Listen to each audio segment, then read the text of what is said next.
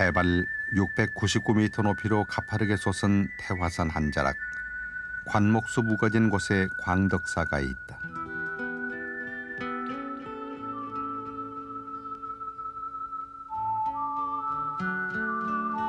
그 높이에 비해 드세지 않은 덕스러움 때문에 사람들은 흔히 광덕산이라 부르기도 한다.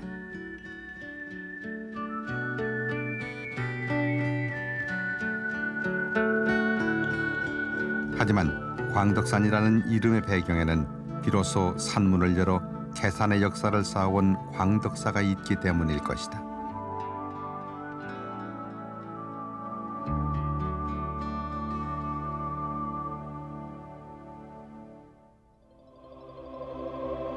태화산 광덕사.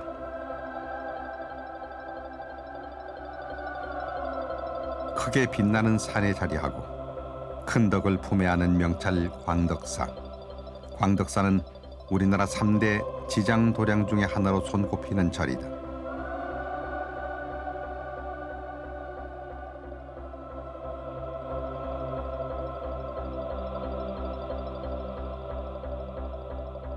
고창 선운사, 철원의 심원사와 함께 천안 광덕사는 지장보살의 가피가 각별한 것으로 유명하여 기도처로 이름이 나 있다.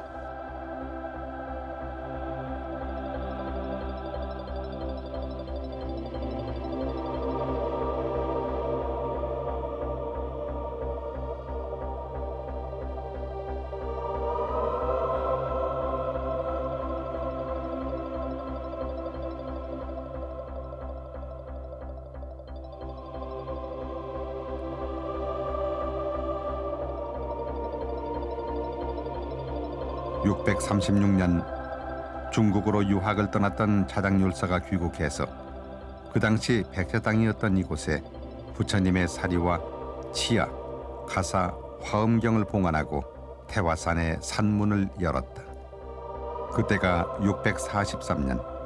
자장율사는 당나라에서 귀국할 때 부처님의 사리백과 부처님의 금난가사, 경전 400함을 가져왔는데 태화산 광덕사를 세운 뒤 영취산 통도사를 세우고 가져온 보물들을 두 절에 나누어 봉안했다.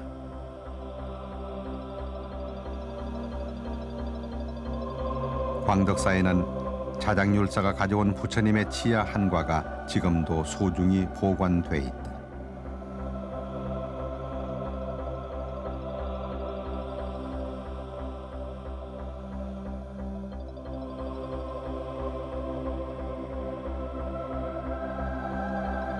넓고 크게 부처님의 덕을 펴라는 뜻으로 광덕사라 이름 지어진 이곳에서는 자장율사의 각별한 뜻이 담긴 또 다른 유물 하나를 만날 수 있다.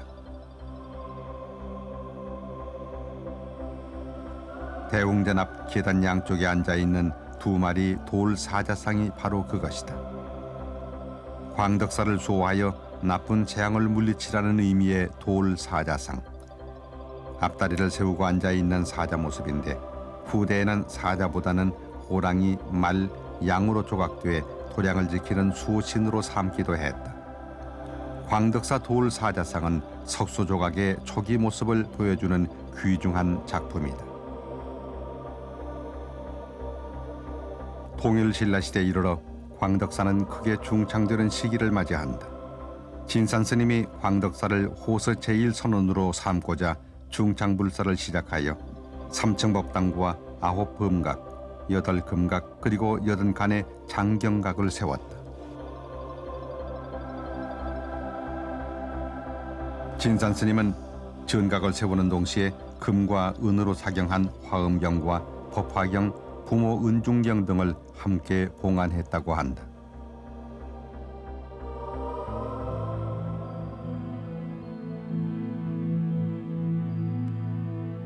태화산 기슭 곳곳에는 89곳에 달하는 암자가 들어서서 한때 1000여 명에 달하는 수행승들이 머물던 그 자리였다.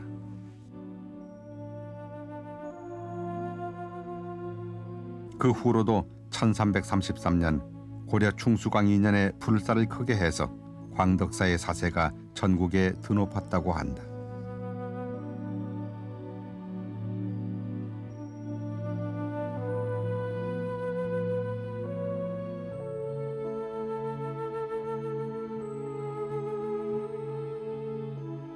고려시대 유물로는 경내 3층 석탑 한 기가 남아있다.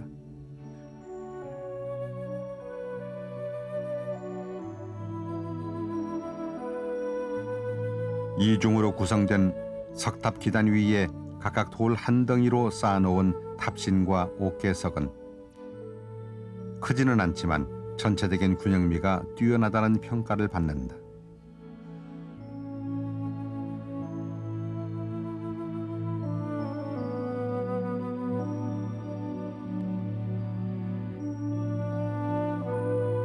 노반과 복발이 그대로 남아있는 상륜부에서 보듯이 신라 양식을 그대로 따른 고려 초기의 석탑이다.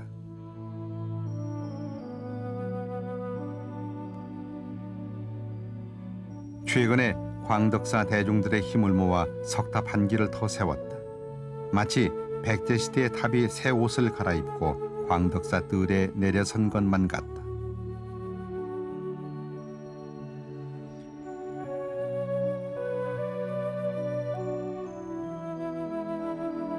실제로 이 탑은 정림사지 석탑을 그대로 본떠서 조성했다는데 눈부신 화강암의 흰빛이 아직 생생하지만 넓게 조성된 탑들은 탑돌이 하기에 좋을 듯하다.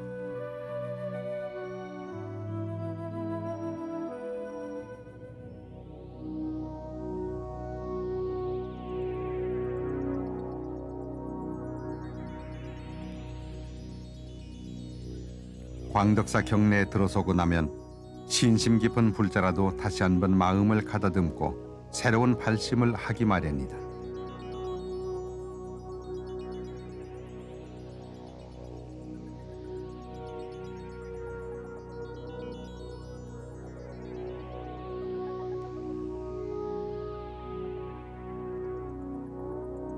참되고 한결같은 진여 불성을 향한 직심으로 깊은 마음속 선한 마음들 하나씩 드러내어 모든 중생을 고통에서 구제하겠다는 대자대비의 마음을 거듭 타지게 해주는 광덕사 부처님.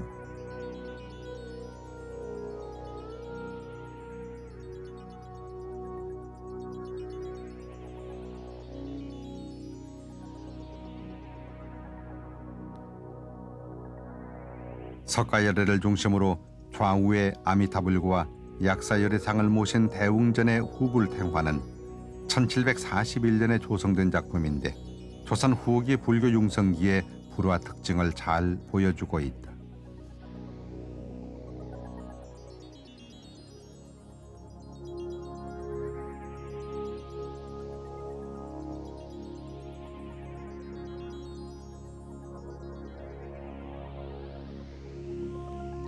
털끝만큼의 악한 기운도 범접하지 못할 만큼 매서운 눈빛으로 불법을 호위하고 있는 신중탱화의 화엄 신장들이 대웅전을 지키고 있다.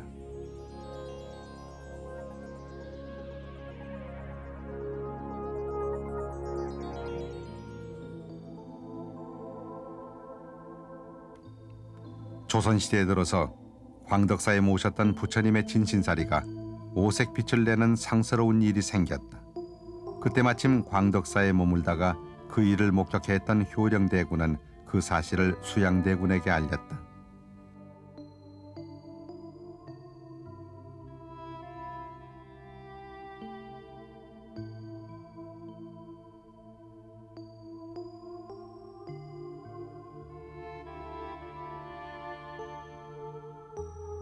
왕위에 올라 세조가 된 수양대군은 효령대군의 말을 기억하고 태화산 광덕사로 향했다.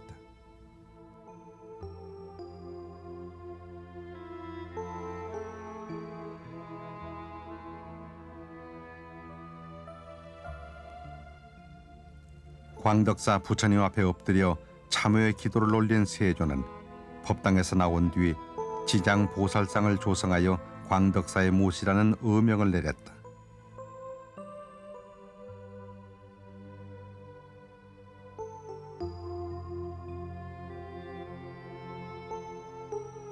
세조의 의명에 따라 조성된 지장 보살상은 시주자 이름이 세조로 기재되었고 명부전에 봉안되었다.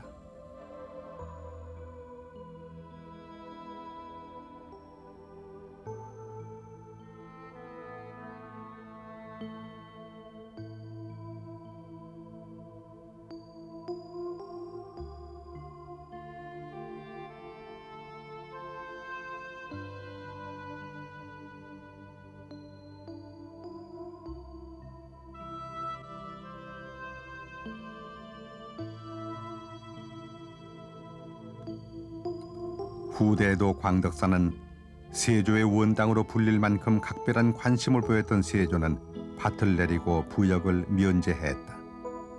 어명을 받아 제작된 까닭인지 지장 보살상의 표정은 다른 불상에서 볼 수 있는 인자함보다는 매우 위엄이 넘치는 근엄한 모습이다.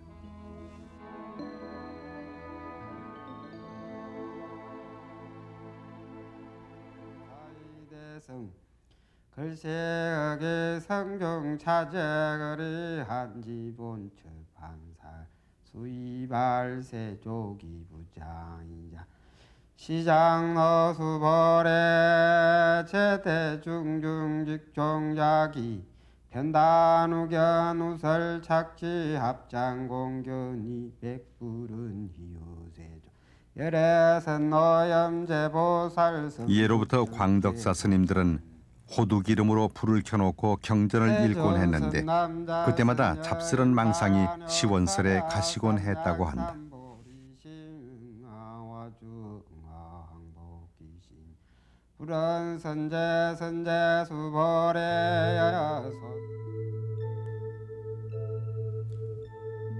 그런 위신력이 모두 지장 보살상에서 나온 것으로 믿고 있는 광덕사 스님들과 제가 신자들은 오늘도 지장보살님 앞에서 한없는 참회의 기도를 드린다.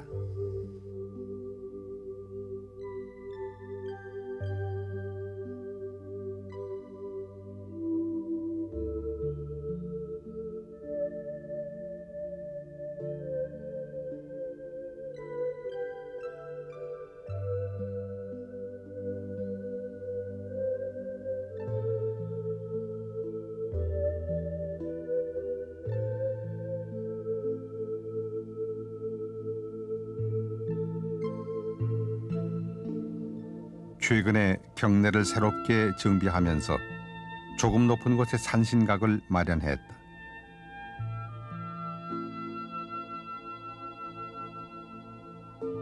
산신각에 봉하는 목조 산신탱화는 최근에 조성한 것이지만 매우 정성을 들여 제작한 것임을 한눈에 알 수 있다. 그리 흔치 않은 산신탱화이다.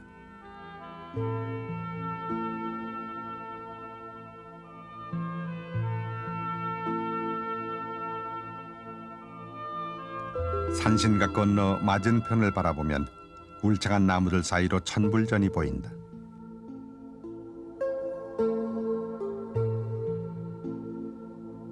천불전 입구에 서 있는 바윗돌에는 금강 역사상이 새겨져 있어서 잠시 발길을 멈추게 한다.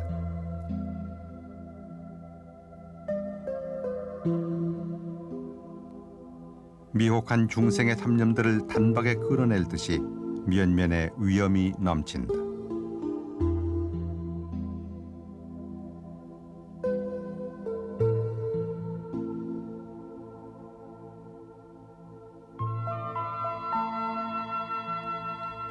은행나무가 잘 어우러진 화장교를 건너면 아늑하게 자리한 천불전이 다가선다.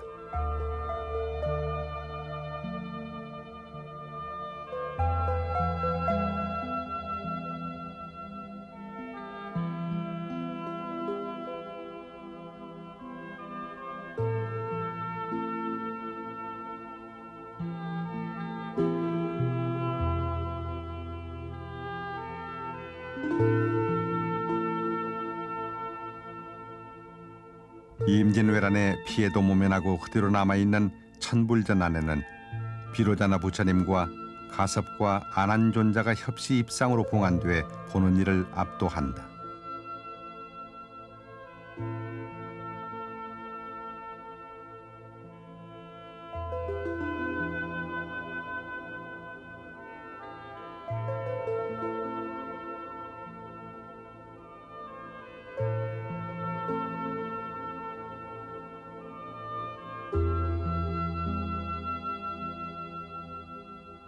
진산 스님이 맨 처음 터를 잡았기에 진산 스님의 원불 땅이라 불리기도 하는 천불전에는 삼불탱화가 걸려져 있다. 각각의 탱화에는 천불씩을 그려넣어 모두 3,000불이 한 회상에 모였다. 우리나라의 다불 사상이 성행할 당시에 조성된 것으로 보인다.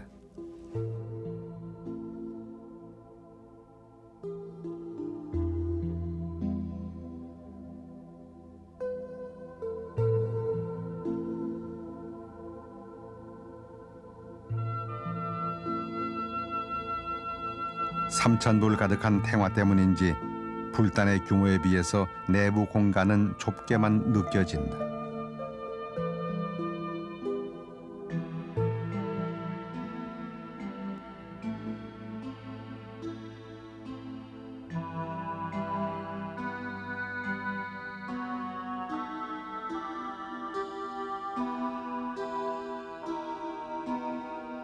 칠보 중의 하나인 청유리의 세계처럼 예나 지금이나 광덕사 경내의 기운은 늘 푸른 빛으로 청정하다.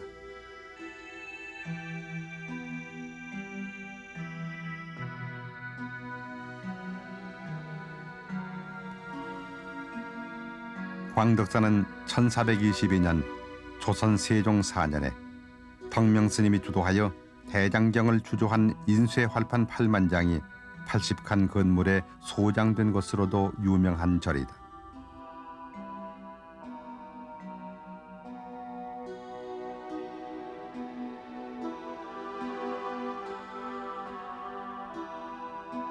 광덕사 고려 사경보물 제390호라는 조그마한 석비가 말해주듯이 고려 8만 대장경을 발간했던 인쇄활판의 보관소가 바로 광덕사였다. 지금은 그 흔적을 찾아보기란 쉽지 않다. 다만 귀중한 묘법 연화경이 보관돼 왔으나 현재는 동국대학교 박물관에서 소장 중이다.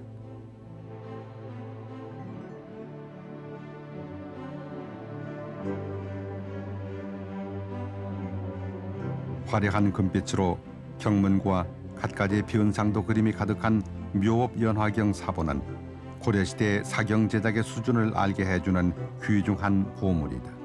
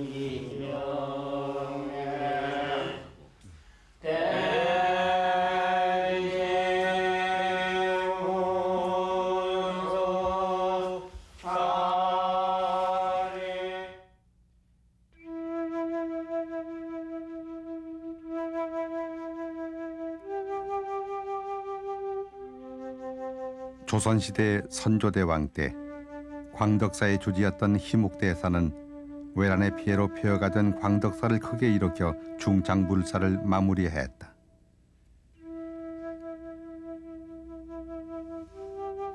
의승병 대장이기도 했던 희묵대사의 중창으로 광덕사는 새롭게 위상을 세우고 호서 제1선도량으로서 면모를 갖추었다.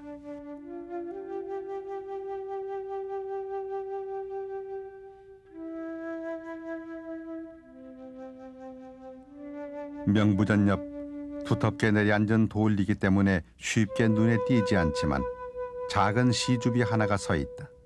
본래 일주문 옆 느티나무 아래 서 있던 것을 지금 자리로 옮겨온 것인데 1729년에 세워진 비석이다. 그 비문에는 그 당시 당상관의 지위에 있던 가선대부 이장기가 혼자 힘으로 시왕전을 세우는 불사를 했다는 내용을 기록하면서 광덕사의 연역을 함께 적어두고 있다.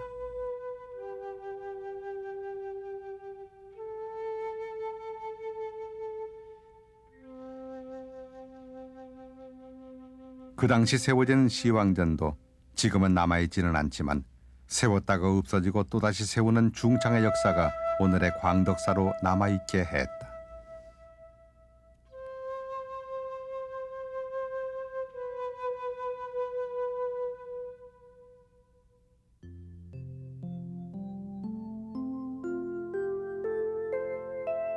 광덕사가 자리한 충청남도 천안 지역은 호두나무가 많기로 유명하지만 광덕사는 그 어느 곳보다도 처음 호두나무가 심어진 곳으로 이름이 높다.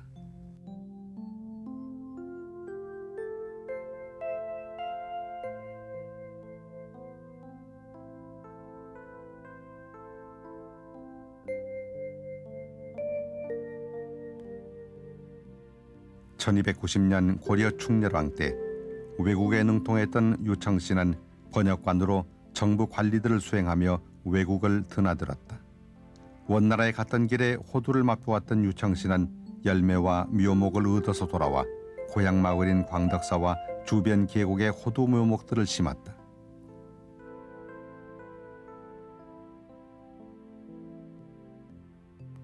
그것이 우리나라에 호두나무가 전래된 최초의 일이다. 광덕사 입구에 1987년에 세운 호도 전래 사적비에는 호두 종자를 처음 들여와 광덕사에 심게 된 연유가 소상하게 기록돼 있다.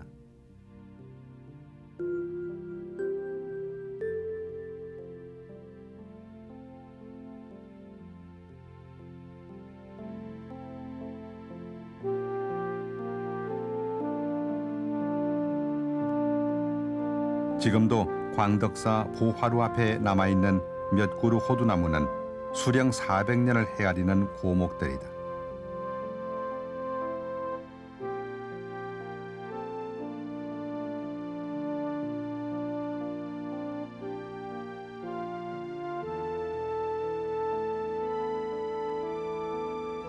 그 중에서도 높이 20m, 둘레가 4.1m를 넘는 호두나무는 보호수로 지정돼 있다.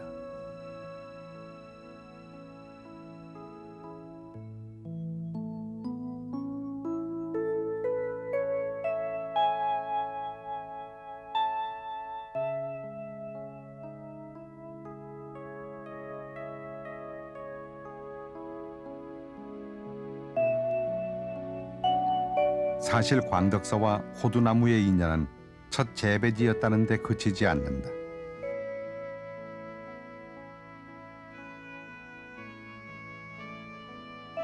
일설에 따르면 원나라에서 가져온 열매에 호두라고 이름을 붙인 이가 바로 광덕사 스님이었다고 한다. 그런 연유에선지 해마다 수확하는 호두는 맨 먼저 대웅전에 부처님께 올리는 공양 과일이 됐다.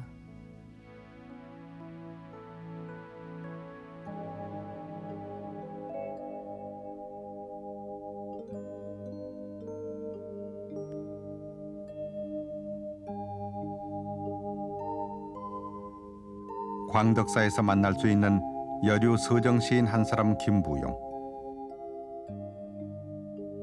그녀 또한 대부분의 조선시대 여류 시인들처럼 기생신분이었다.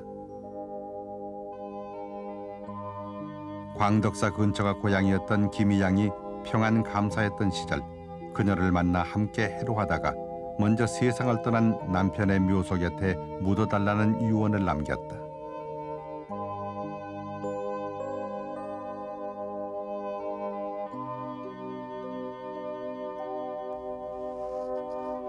나 죽거든 밝고 밝은 100가지 풀 끝에 밝고 밝은 조사의 뜻이 있는 천하의 명당 태화산에 묻혀있는 남편의 무덤 옆에 묻어달라.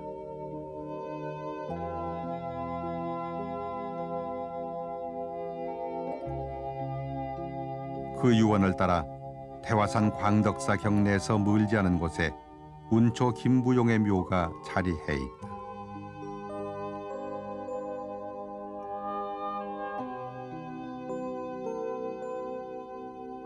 황진이 매창과 더불어 조선 3대 명기로 꼽혔던 김부용의 시에는 애상이 담겨져 있어서 쓸쓸했던 시인의 만년을 짐작하게 한다.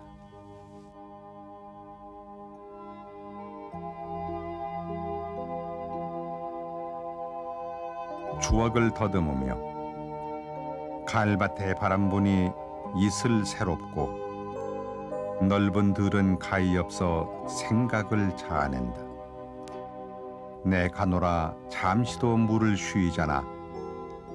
피는 꽃 지는 잎에 이 몸은 가련하다.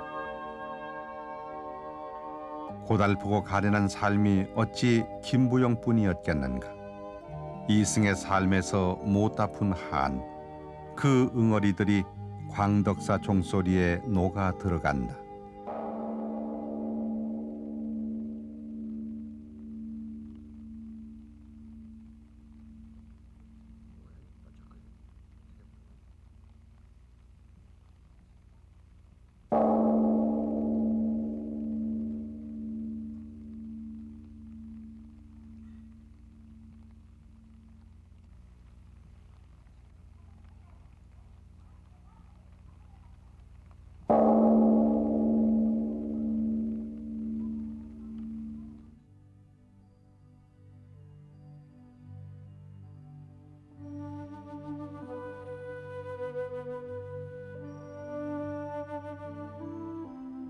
세상에서 살다가 지수 화풍 4대가 흩어지면 비안의 세계로 간다.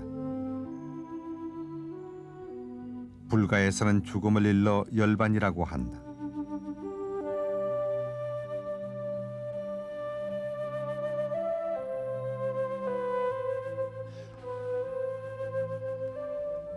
니르바나, 번뇌 불꽃이 꺼지고 다한 목숨, 더 이상 고통 없는 세계로 떠난 스님들의 작은 흔적들.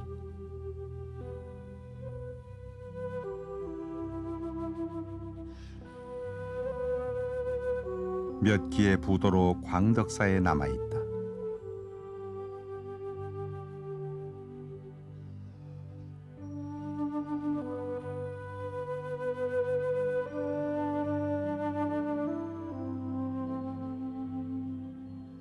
광덕사의 부도들 중에서 4기의 부도가 문화재로 지정돼 있다. 청소당 스님의 부도는 팔각 원당형의 기본형을 취하고 있으나 탑신석은 원구형이다.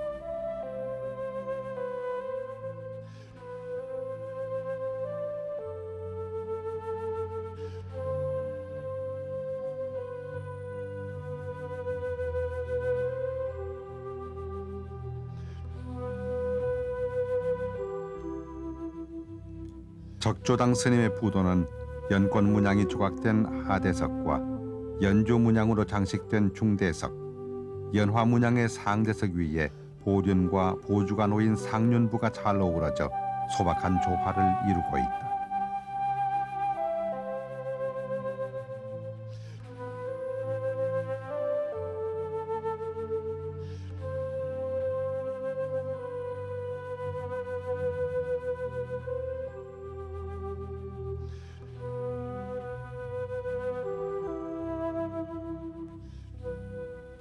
나란히 서 있는 부도 위로 10여 미터 떨어진 곳에 진산 스님의 부도가 있다.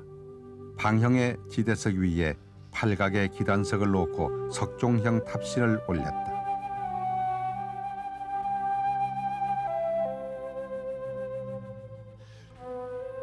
안정감 넘치고 균형이 잡혀 있어서 작품으로서의 가치도 높이 평가받고 있는 부도이다.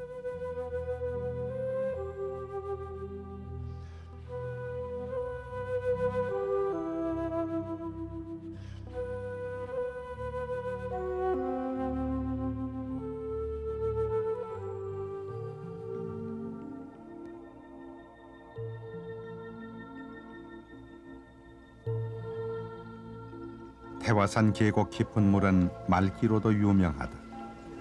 광덕천의 원류가 되는 계곡물은 절 앞으로 흘러 아산만으로 나간다.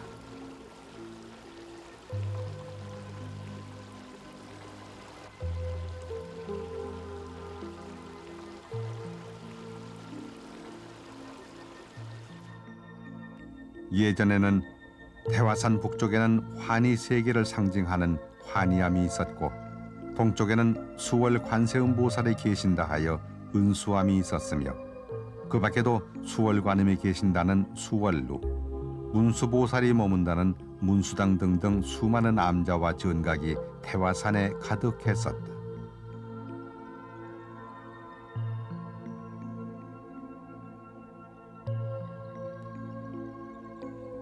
한때 광덕사는 89곳의 암자를 거느리는 대찰로서의 면모를 과시하기도 했으나 임진왜란과 한국 전쟁을 거치면서 대부분의 산내 암자는 소실되고 말았다.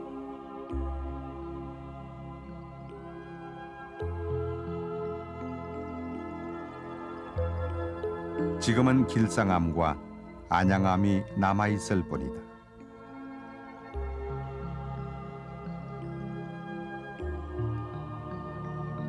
안양암은 절로 들어오는 입구 가까이에 있는데 지금 한창 불사 중이다.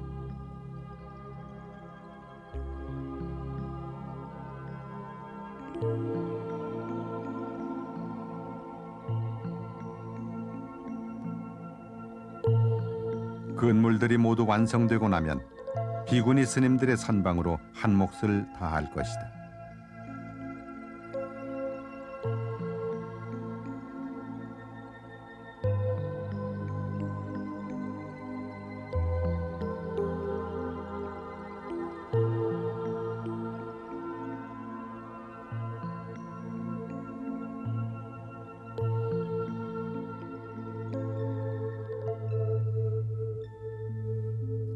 태화산 정상에는 고려시대 때 조성된 거대한 마애불이 있다. 높이 8m, 너비 9m 크기의 천연 바위면을 그대로 살려서 새겨놓은 입상 조각은 높이가 7.1m에 달한다. 두드러진 모습의 얼굴은 눈, 코, 입이 뚜렷하고 삼도가 있는 목 부분과 양 어깨에 드리워진 통견의 법이 주름도 층층이 새겨 놓았다.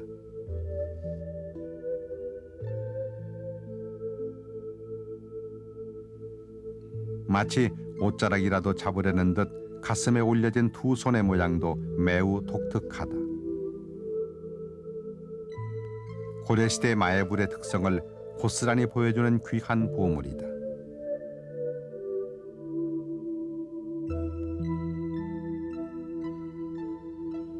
오늘도 서원 깊은 마음들이 마애불을 돌면서 기원드리는 기도처이다.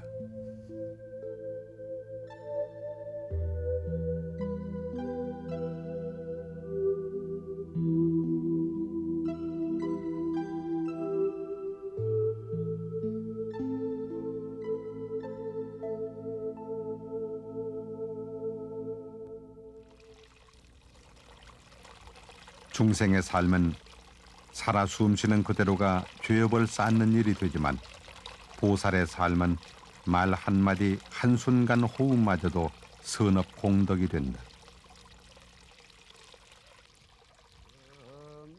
영공 무렴처 육무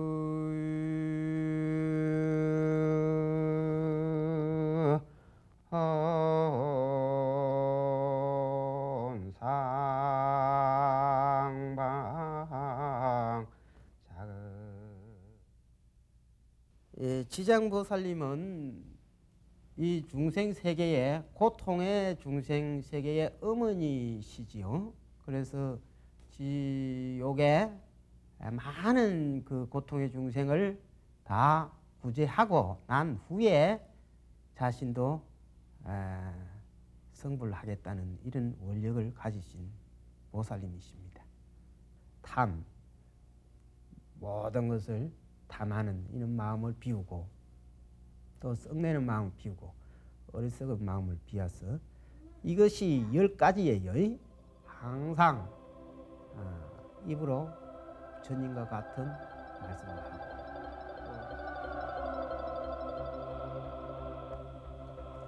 한 번 지은 행위는 100겁을 지나도 없어지지 않으며 인연이 모아지는 때에 이르러 마땅히 자신의 과보를 받는다는 것, 이것은 불교의 기본 교리이다. 하지만 비록 악업을 지었을지라도 마음 돌려서 참여한다면 그 과보를 받지 않는다는 것 또한 부처님의 가르침이다.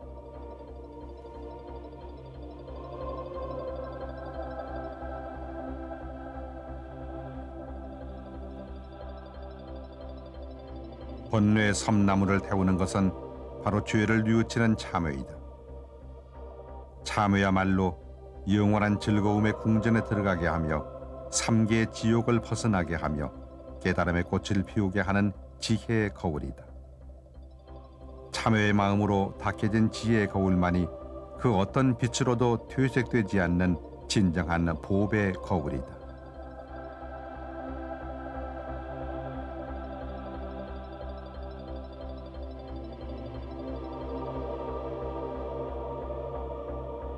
지장보살이 머문다는 태화산 광덕사는 선경으로도 이름난 도량이다.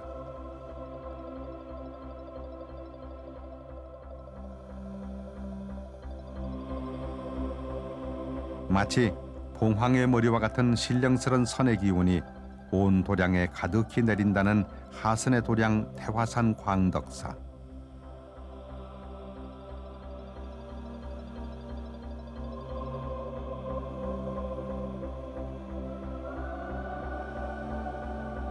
삼천대 전 법계의 세계가 이 땅에 펼쳐져 있는 청정도량 광덕사에서 해묵은 업장 모두 참여하고 지장보살님께 기도드린다.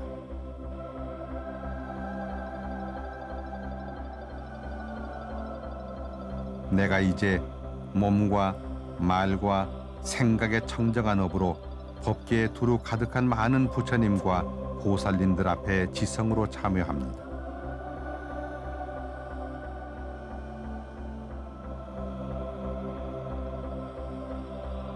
이후로 다시는 나쁜 업을 짓지 않고 어리석음과 교만함, 시기와 질투를 범하지 않겠습니다.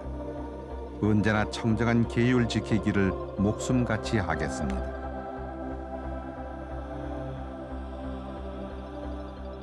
태화산 광덕사, 지장보살 앞에서는 누구나 마음 깊숙이 참회의 마음에 젖는다.